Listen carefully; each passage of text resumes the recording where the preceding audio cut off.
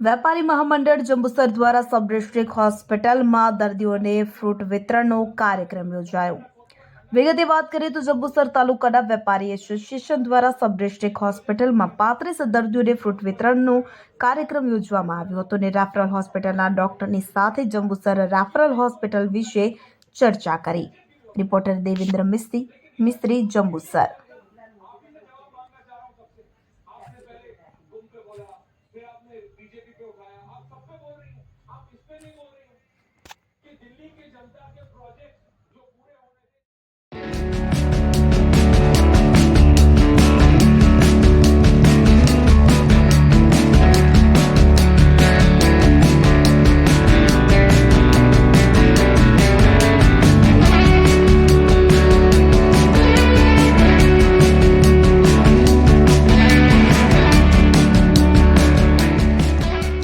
શહેર વેપારી મંડળ આજરોજ કોટેજ હોસ્પિટલની અંદર દર્દીઓને ફ્રૂટ વિતરણ કર્યું।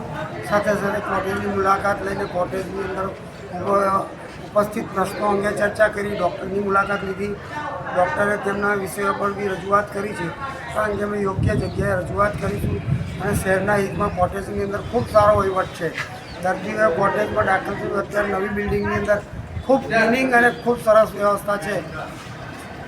કેટલા દર્દીઓને ફ્રૂટ વિતરણ કર્યું હતું? લગભગ 35 દર્દીઓ। મંડળ જંબુસર દ્વારા ફ્રૂટ વિતરણનો કાર્યક્રમ રાખવામાં આવ્યો। અમે રેફરલ હોસ્પિટલ જંબુસરમાં ઓછામાં ઓછા 30 થી 35 દર્દીઓને ફ્રૂટ વિતરણ કર્યું। સાથે સાથે અમે અહીંના સુપ્રિન્ટેન્ડન્ટ શ્રી લોહાણી સાહેબની મુલાકાત લીધી અને હજુ પણ જે આ કોટેજનો વહીવટ ખૂબ જ સારો છે, તેમ છતાં પણ અમુક ડૉક્ટરો ઓછા છે કે જેવી રીતે ચાઇલ્ડ સ્પેશિયાલિસ્ટ, લેડીઝ સ્પેશિયાલિસ્ટ, એના માટે અમે એમને રજૂઆત કરી અને સાથે સાથે એ પણ અમને અમારા શું કામ હોય કે અમે કેવી રીતે એમને કામ લાગી શકીએ કે જેથી તાલુકાને પબ્લિકને રાહત મળે, દર્દીઓને રાહત મળે, એ માટે પણ અમે જણાવ્યું છે કે અમારા થકી પણ એમને કોઈ પણ સહકારની અપેક્ષા હોય તો અમે એમને પૂરેપૂરો સહકાર આપીશું। જય